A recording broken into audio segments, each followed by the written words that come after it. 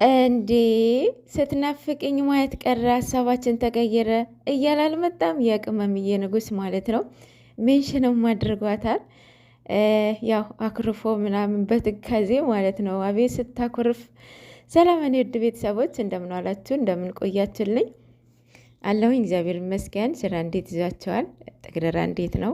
ሰፈራችሁ ሁሉ ሰላም? ተመስገን እግዚአብሔር ይመስገን። እንግዲህ የቅመምዬ ንጉስ ስትናፍቅኝ ማየት ቀረ፣ ሀሳባችን ተቀየረ። እንዴ በእንዴት ነው በአንድ የሚቀይረው?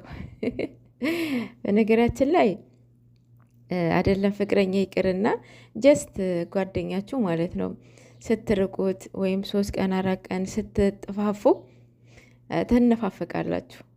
ፍቅረኛ ይቅርና ማለት ነው ሰው አይደለም እነሱ አይደለም እንደዚህ ያክል ይቅርና ማለት ነው ለአንድ ቀን ራሱ ተለያይተው የማይችሉ ልጆች ናቸው አይደለ?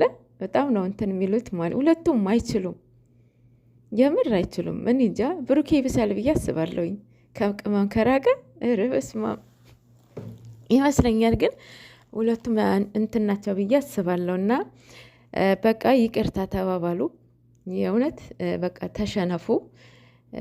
ነገ የምንሆነው ነገር አናቅም። ማርያምን የዛሬው ነው የምናየው።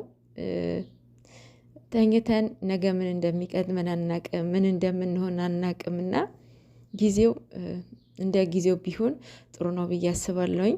በቃ ሁሉም ነገር ፊክስ ብታደርጉ ጥሩ ነው ለእናንተም። በዚህ እድሜያችሁ በዚህ በመሰለ ደስ በሚል ፍቅራችሁ ዝም ብላችሁ ባታባክኑት፣ የእምነት የሌላውን ትምህርት እያስተማራችሁ እናንተም ጊዜውን ብታሳልፉት ጥሩ ነው። እንደዚህ ሆናችሁ ለነገሩ ያው ዩቱብ የሚፈልገው ይሄ ነው። የእውነት በጣም የሚያስጠላ ተለያዩ፣ ተጣሉ፣ ወጡ፣ ወረዱ፣ ተበጣበጡ ነው። ርዕሳችሁ ደግሞ በጣም ይደብራል። ዩቱበሮች በእውነት